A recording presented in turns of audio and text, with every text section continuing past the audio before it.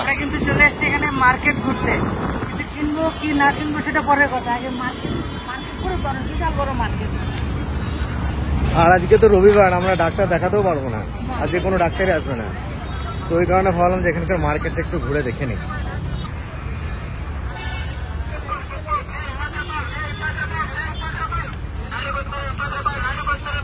এটা হলো চন্দাপুরা মার্কেট। এটা কি বলছে 5 টাকা নাকি অ্যানাউন্স করছে? 20 টাকা। চান্দাপুরা মার্কেট, চন্দাপুরা মার্কেট, চন্দাপুরা সবজি মার্কেট।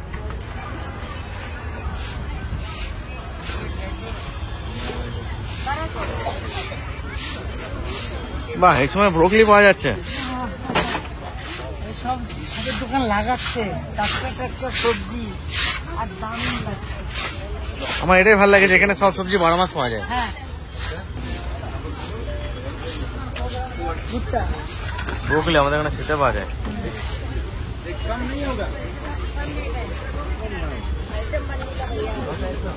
মাছ, এদিকটা মাছে এখন মাছ পাওয়া যাবে এত বেলায়? 12টা বেজে গেল তো।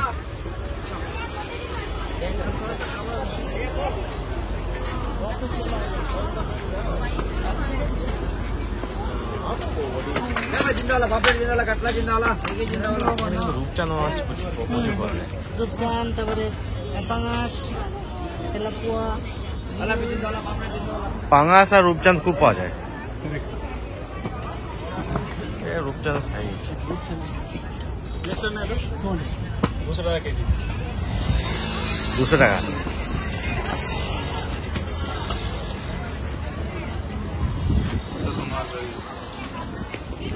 হাইব্রিড মাগুর, আমাদের এখানে যে মাছ পাওয়া যায় ওইগুলোই পাওয়া যাচ্ছে। ওই কাতলা ছোট মাছ থাকে, লেকিন সকালে আসতে হবে 12টা। এখানে পাঙ্গাস প্রচুর পাওয়া যায় তো মামা। রূপচাঁদা আর হচ্ছে পাঙাশ এখানে ফেমাস। ফুলের রং আলাদা তো, এই দেখো মোটা মোটা কিরকম শোল একটা। মাছ খাওয়া নাকি মামা? হ্যাঁ, এখানকার শোল খেয়ে দেখবে নাকি? কিনা হ্যাঁ, সময় পাওয়ার কি আছে, রান্না করবো দুপুরবেলায়, অন্যরকম আমাদের মধ্যে না শোলগুলো। মুখটা প্রায় একই রকম। শঙ্কর মাছ নাকি মাছ?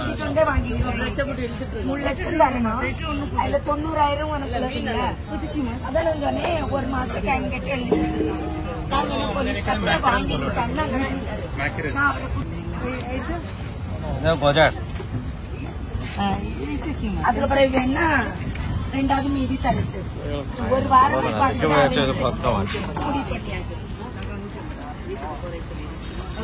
எவ்வளவு நாள் ஒன்னொரு பிரஜாத்தின் வெயிட் பண்ணி பேசலாம். 5 நிமிஷம் வெயிட் பண்ணா গজার মাছ আর শোল মাছ পাওয়া যায় এখানে ভালো।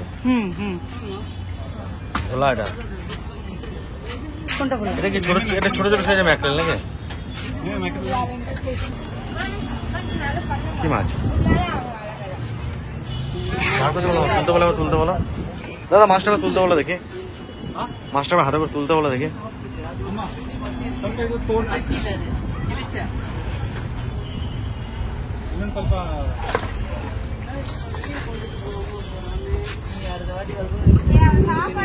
শোল, শোল এটা।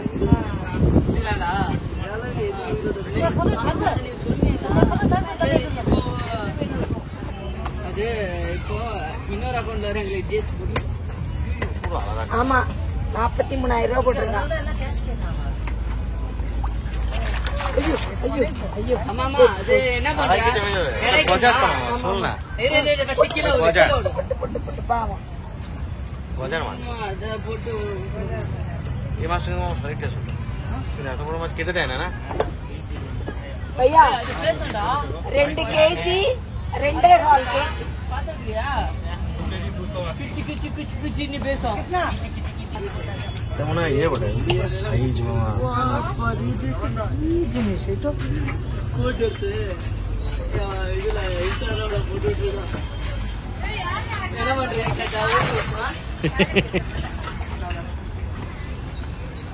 கேட்டா ஊரு பட்டிங்க. It's just right. তো এখন তো আমরা অনেক বেলা করে এসেছি 12:30, তো যেই কারণে মাছের বাজারে অর্ধেক মাছ শেষ, কিন্তু এখানে গজার মাছ প্রচুর আর শোল মাছ। তো একটা গজার মাছ নিলাম আর ভোলা মাছ। আমি তো গজার মাছ খাই না, ওই জন্য আর কিছু সবজি নিলাম। আজকে এই গজার মাছটা রান্না করা হবে। এই মুরগিগুলোর কথাই আমি বলছিলাম, এই মুরগিগুলোর কথাই আমি বলছিলাম। না এটা করকনাথ নয়, এরকম লম্বা লম্বা পাওয়া যায়।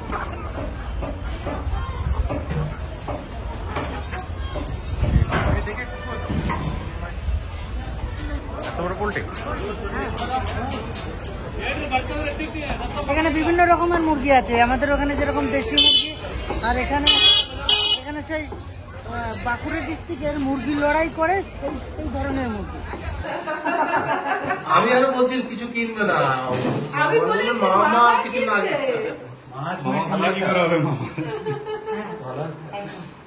এই দাদা তোমার এইখানে বাড়ি, এইখানে পোস্টিং ছিল, এখন ব্যাঙ্গালোর পোস্টিং।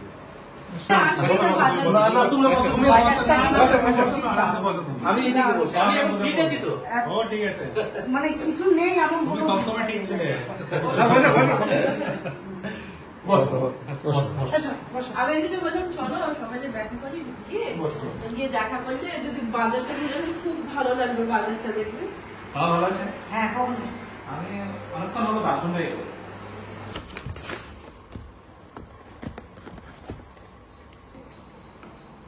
দারুণ, ভালোই স্বাদ।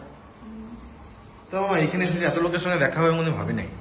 আমাদের ওখানে এই মিষ্টিটা পাওয়া যায় না, আমাদের ওখানে পাওয়া যায় না। তারপরে এখানে এসেছে এত মানুষের সঙ্গে পরিচিত, এসেছে গিফট পাঠাচ্ছে, কেউ আপেল পাঠাচ্ছে, অনেক কিছু আমাদের এখানে পাঠিয়েছে। সবটা তুলে ধরা সম্ভব হয়নি, মানে প্রচুর প্রচুর জিনিস আমাদের এখানে আসছে। দেখি কিছু খেয়ে দেখি। আমার ব্যাগে পেয়ারা আছে। হ্যাঁ পেয়ারা, এই যে আর ব্যাগ আছে, অনেক ব্যাগ আছে। এই যে পেয়ারা, আপেল, আর তো ফ্রিজে ভরেছি, এই ফ্রিজে ভরেছি।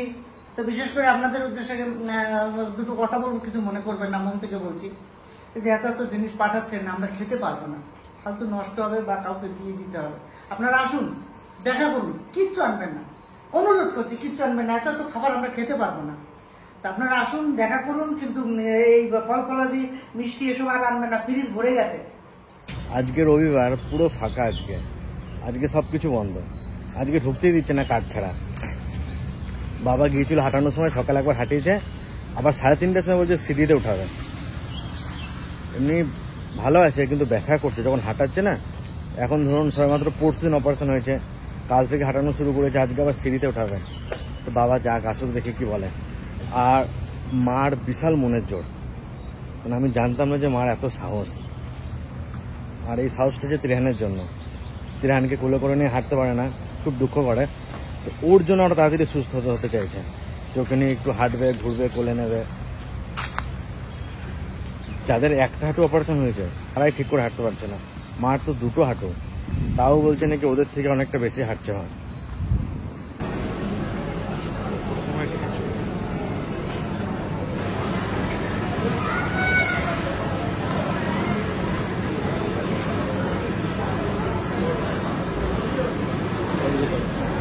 এই মলটা দারুণ মল। রাত্রে 9টার সময় বেরোলাম ঘুরতে। সি ফুড,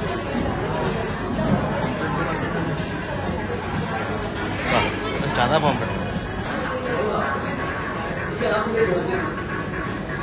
পার্সেল আছে,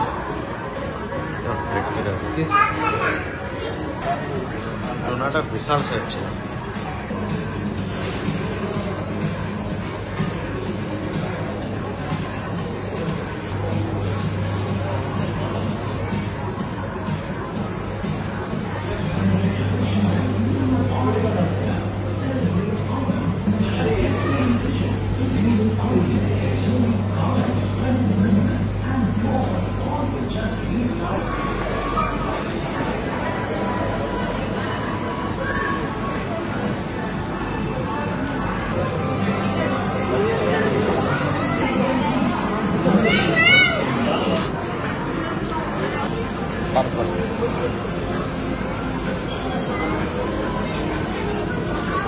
সবজি দেখো ফ্রেশ।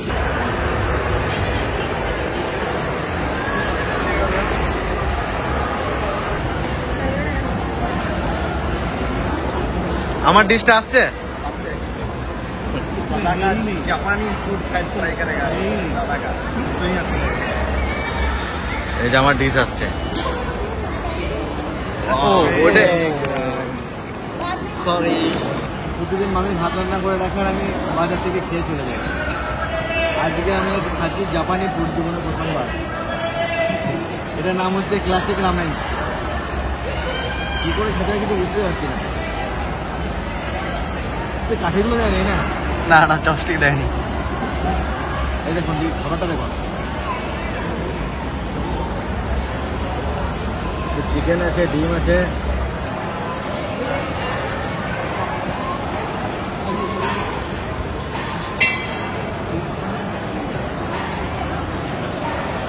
জীবনে প্রথম জাপানে খাবার খেলাম। আমি তো ভাতই খাই না, ইডলি দোসা সব এইসব খাবার খেয়ে বেড়াই। আর এই জায়গাটা আগের দিন এসেছিলাম, আপনারা দেখেছিলেন কত ভিড় ছিল, মানে কত ফাঁকা ছিল আগের দিন। আর আজকে দেখুন কত ভিড় রাত্রেবেলায়। তো আজকে দাদাদের কাজ ছিল, 9টায় ছুটি পেল, যে 9টার পরে আমরা ঘুরতে বেরোলাম। আজকে সকাল থেকে ফাঁকা বসেছিলাম।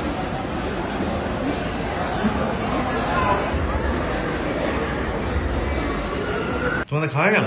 হ্যাঁ খেয়ে নিলাম তো। মাছটা ভালো ছিল বাবা? মাছটা খুব সুন্দর মজা গো। ওই যে গজের মাছের টেস্ট আছে আমাদের এখানকার মাছ। তাহলে একদিন একটা শোল মাছ খেয়ে দেখবো এখানকার, পুরো অন্যরকম শোল মাছ।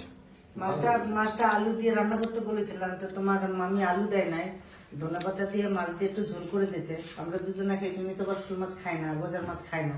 আমরা অতগুলো মাছের ভিতরে 4 পিস মাছ খেলাম। খুব ভালো লেগেছে। বিশাল উপকার এটা খাওয়া। একটু মহু ফল। না না হাঁটাচ্ছে না কে?